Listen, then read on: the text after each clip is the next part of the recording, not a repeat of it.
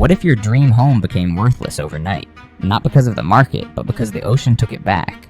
Florida, the so-called Sunshine State, is staring down that nightmare.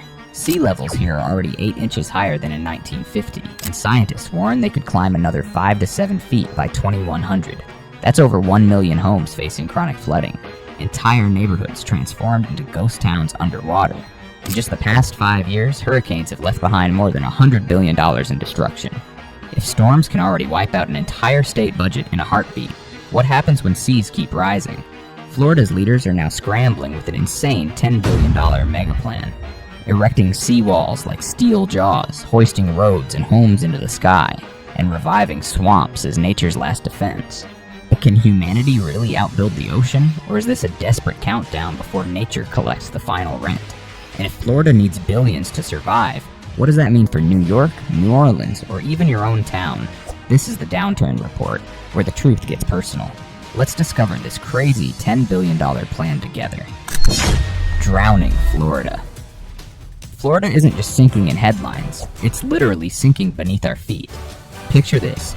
You wake up one morning, shuffle outside in your slippers, and instead of finding your driveway, you're staring at a puddle that wasn't there yesterday. Since 1950, sea levels here have risen almost 8 inches, but what makes it truly bone-chilling is the acceleration. Around Miami, the water now climbs roughly an inch every 3 years. That's not science fiction, that's your backyard turning into a swimming pool on Mother Nature's schedule. NASA experts predict another 10 to 12 inches by 2050. Basically, 3 decades will deliver the same punishment it once took a full century to unleash. And in worst-case projections, try 7 feet by the end of this century. 7 feet isn't just a soggy sidewalk, it's entire neighborhoods erased like chalk drawings before a summer storm. On Florida's pancake-flat terrain, even a small rise becomes a disaster multiplier. A couple of inches can morph quiet cul-de-sacs into mosquito breeding grounds, or playgrounds into soggy marshes where swings rust and slide. Rails stick out like abandoned skeletons. Miami Beach already spends tens of millions each year running pumps 24 hours a day, just to keep the streets drivable. Imagine paying taxes not for schools or healthcare, but for giant vacuums fighting an ocean that laughs at your electricity bill. Saltwater intrusion cracks concrete, corrodes pipes, and leaves once fresh wells tasting like brine. It's not just a nuisance, it's the ocean sneakily repossessing the land, deed by deed. For everyday Floridians, this isn't some academic graph tucked in a government report. It's water in the garage, water in the streets, water in the very thought of their children's future. The sea used to be a view, blue horizon, family fishing trips, a place for Sunday barbecues. Now it lurks like a predator pacing the edge of the yard, inching closer with every tide. And the question that nobody dares to voice at the dinner table is the one that haunts the state. What if Florida's fight against the sea is already lost, and we're just paying rent to the ocean until eviction day comes? Homes on borrowed time. Forget Hollywood disaster movies. Florida's flood maps already sketch out a slow-motion apocalypse. Vast swaths of the state perch barely above sea level, a cruel design flaw that makes even a heavy rainstorm feel like a dress rehearsal for evacuation. Within the next 30 years, around 64,000 Florida homes are projected to flood every other week. Not once in a decade, not even once a year. Every other week.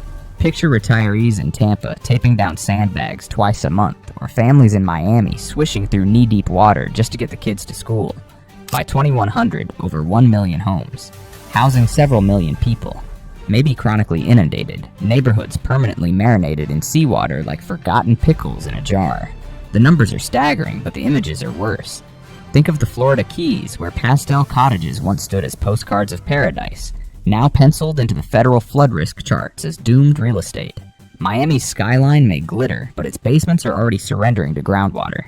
Tampa's suburbs, once cheap and cheerful, are forecasted to sit under waterlogged lawns and moldy drywall. A federal study found that Florida alone makes up 90% of the Southeast's potential storm surge damages as seas rise. A single state carrying nearly the entire region's burden like an unlucky gambler who lost every hand. The nightmare isn't abstract, it's waiting in the mailbox. Insurance premiums skyrocket, property values nosedive, and retirement dreams curdle into relocation plans. When your home becomes a line on a flood map, it stops feeling like ownership and starts feeling like you're just renting from the ocean. Rent that comes due in saltwater. And the bitterest irony? The tide doesn't knock politely, barges in and it never leaves.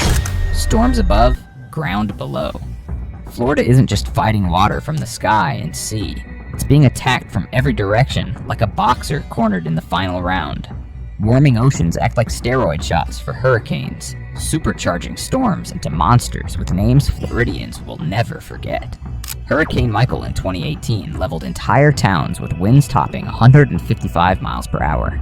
Then came Ian in 2022, ripping across the Gulf Coast and drowning neighborhoods under walls of water 15 feet high.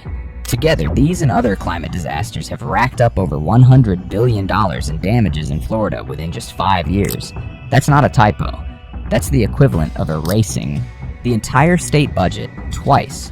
The fallout reaches wallets long before it reaches shorelines. In 2023 alone, insurance rates in Florida jumped by 35%, driving families to choose between paying premiums or paying rent. For retirees on fixed incomes, it feels like trying to buy safety with monopoly money.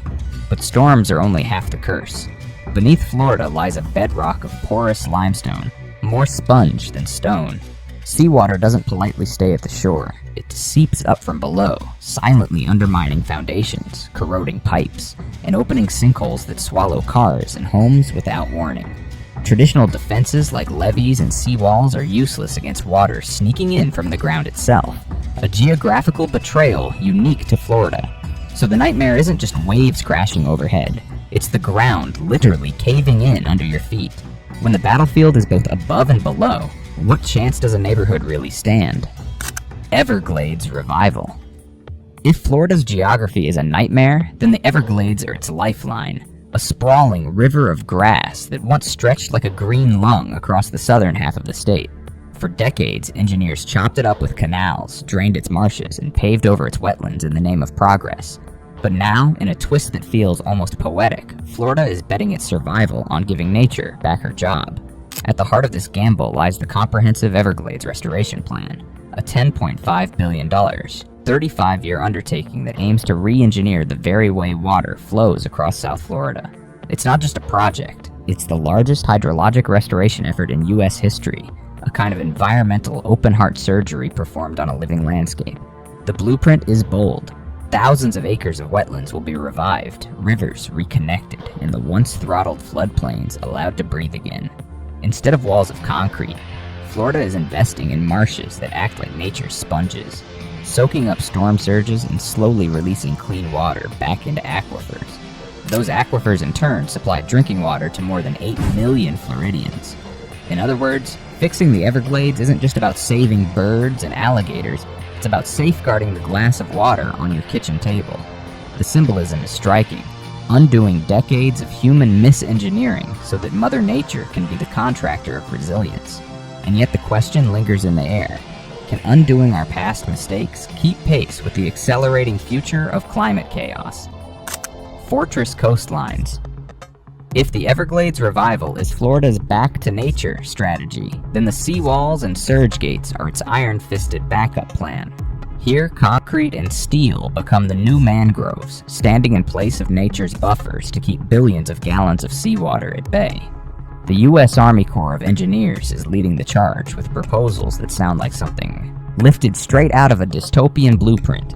Their flagship idea, a $4.6 billion storm surge barrier system for Miami-Dade. Imagine it, a giant set of steel jaws, gates so massive they could shut off the ocean itself, slamming down at inlets whenever a hurricane threatens to send a wall of water into downtown Miami. But Miami isn't alone on the blueprint. Broward County, the Florida Keys, and even Tampa Bay are slated for their own fortified defenses. Elevated sea walls will rise like battlements along shorelines, reshaping waterfronts once built for leisure into militarized landscapes built for survival. For residents, this isn't just city planning. It's a transformation of the very character of Florida's coast. Places once defined by open views of the horizon may soon be framed by towering slabs of concrete, a reminder that the ocean is no longer a neighbor but an adversary at the gate. The scale is breathtaking, but so is the controversy. These defenses may hold back storm surges, but they also wall off ecosystems, disrupt tidal flows, and cost staggering sums in maintenance.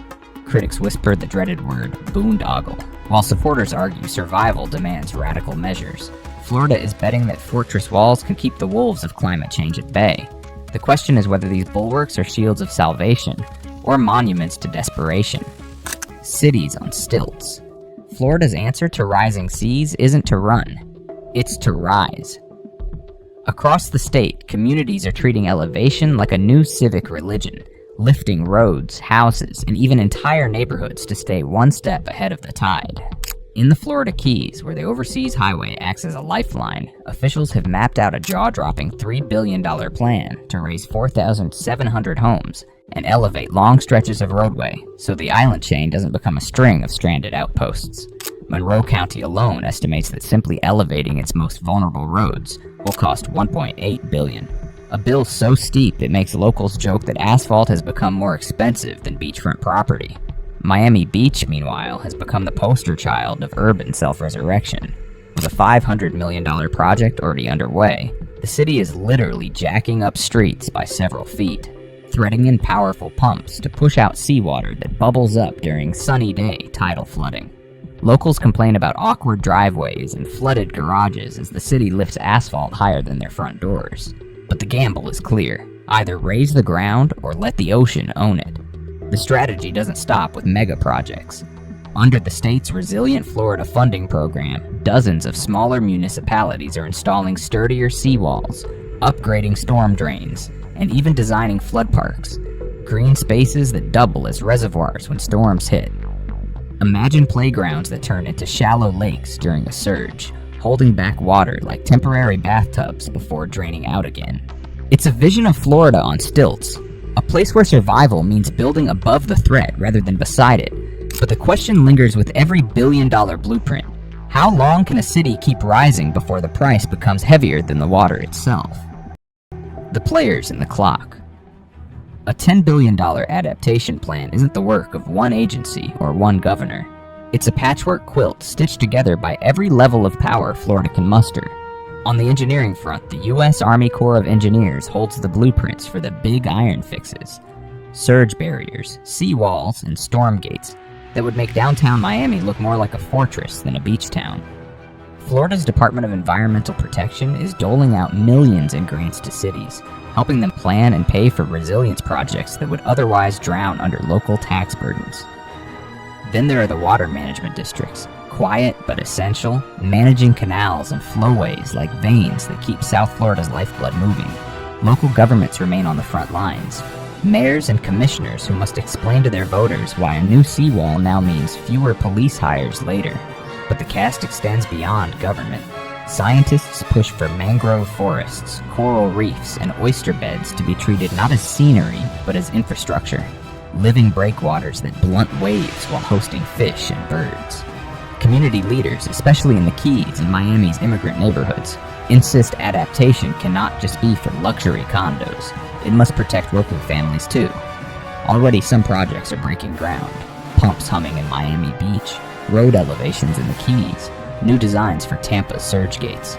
The Army Corps is pressing Congress to authorize its high-priority projects within the next 5 years, warning that delay will cost billions more.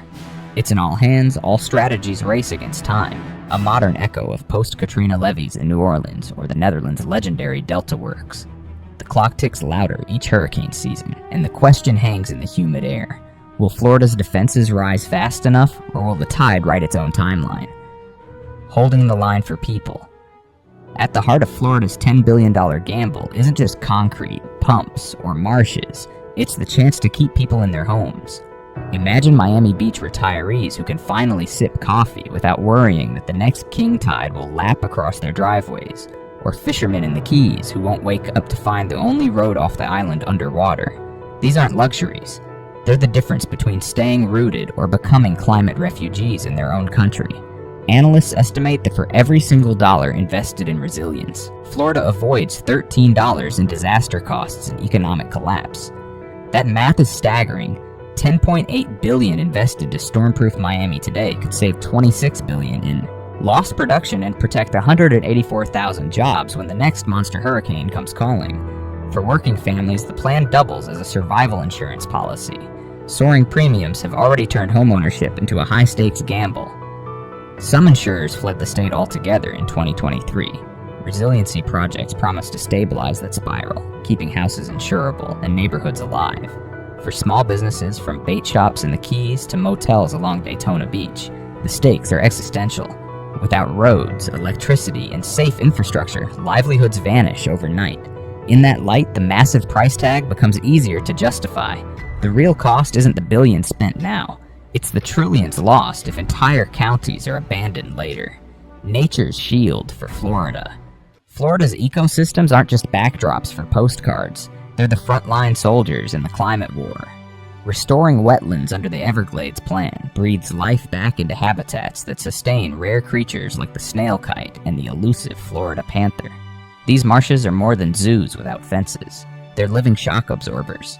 Expanded mangrove forests don't just cradle manatees and fish nurseries. Their tangled roots break waves before they reach city streets, acting like nature's seawalls without a maintenance bill. Coastal marshes, too, become landing pads for migratory birds, while doubling as storm surge buffers. The benefits ripple directly into human lives. Healthy wetlands recharge the aquifers that supply drinking water for over 8 million residents in South Florida. They push back against saltwater intrusion, ensuring that when you twist the kitchen faucet in Fort Lauderdale, the glass in your hand isn't filled with brine. By letting rivers flow more naturally, the state is essentially hiring freshwater itself to be a bodyguard, keeping the ocean from sneaking inland. Without these green defenses, every storm leaves deeper scars, every drought runs harsher, and every family becomes more vulnerable. This isn't just conservation for the sake of beauty, it's survival by design. Protecting wildlife means protecting people, because the line between ecosystem and economy in Florida is thinner than a mangrove root in shifting sand. The question is whether humans can give nature enough room to fight for them before the sea takes it all back. Florida as the world's lab. What's happening in Florida isn't just a local fix, it's a global experiment. The state is trying to blend brute force engineering with nature's quiet resilience, and the world is taking notes. Look at the Netherlands, where 60% of the land lies flood-prone. They poured more than 5 billion euros into the Delta Works, and now dedicate 1.25 billion euros every single year to keep water at bay. It's not a one-time splurge, it's a permanent line item, proof that survival requires endless upkeep. Florida is eyeing that model with envy, though. Whether its politics can stomach such perpetual spending is another story. Then there's Bangladesh, a country hammered by cyclones and monsoon floods. Over the past decades, it has spent more than $10 billion building mangrove buffers, raising villages, and weaving nature into its defenses. Like Florida, it learned the hard way that concrete alone can't hold back the tide. Today, those mangroves not only cradle fish and protect farmlands, but blunt waves before they devour coastal homes.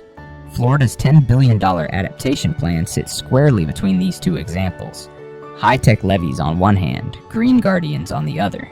If it succeeds, it won't just save Miami condos or Key West cottages, it will hand the world a blueprint. From Louisiana's bayous to South Asia's Delta Plains, coastal regions are watching closely. The outcome could mark Florida as either the poster child of resilience, or the cautionary tale that shows what happens when you wait too long to move higher. What if it's not enough? The brutal truth is that Florida is gambling with no guarantee of a win. Even the most dazzling blueprints can be undone by Mother Nature's mood swings. Scientists warn that if sea level rise surges toward the high-end predictions, 5 to 7 feet by 2100, even $10 billion of interventions might buy little more than time. A seawall looks invincible until a Category 5 hurricane piles water high enough to overtop it. Elevated homes perched on stilts might stay dry, but what good is that when the surrounding neighborhoods become lakes and the grocery store is underwater? Florida's strategy amounts to engineering its way out of drowning, but the ocean doesn't respect deadlines or price tags. The scariest part isn't just the numbers, it's the visuals. Imagine Miami's skyline braced behind fortress walls, only for one crack to let the Atlantic gush through like a thief finding an unlocked window. Picture the Florida Keys dotted with raised houses, yet all the roads between them drowned, turning families into stranded islanders in their own neighborhoods. Uncertainty gnaws at every promise. What if Antarctica's ice sheets collapse faster? What if hurricanes leapfrog in intensity beyond what today's models predict? That's the haunting chorus behind every shovel of dirt turned. The plan is bold, yes, but boldness isn't the same as certainty. Push back on the ground. While engineers and politicians sketch grand visions, ordinary Floridians sometimes see only bulldozers in their driveways. In Miami Beach, one upscale neighborhood erupted in fury when crews came to raise their road. "Our block doesn't flood," residents insisted, arguing that the project would simply push water into their yards. Their bigger fear? Property values sinking faster than sea levels. Construction dust, noise, and mismatched driveways turned adaptation into a lifestyle nuisance, and locals weren't shy about voicing their rage at City Hall. Farther south in the Keys, pushback turned even harsher. When officials floated buyouts for repeatedly flooded homes, residents revolted. To them, selling meant surrendering not just property, but heritage. Salt-weathered cottages and family docks that carried generations of stories. No storm could wash away that emotional attachment, and they'd rather face water than exile. Developers add fuel to the fire, lobbying against stricter building codes or flood zone moratoriums. For them, stalled permits mean stalled profits, and their argument is simple. Keep building, keep tax dollars flowing.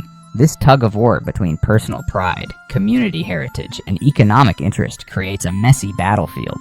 While planners look 50 years ahead, many residents are focused on next year's mortgage or this month's rent. The tension isn't abstract. It's neighbors yelling at hearings, lawsuits flying, and projects stalled in political mud. Ballooning costs in politics. $10 billion is the glossy headline, but history shows mega projects rarely stay on budget.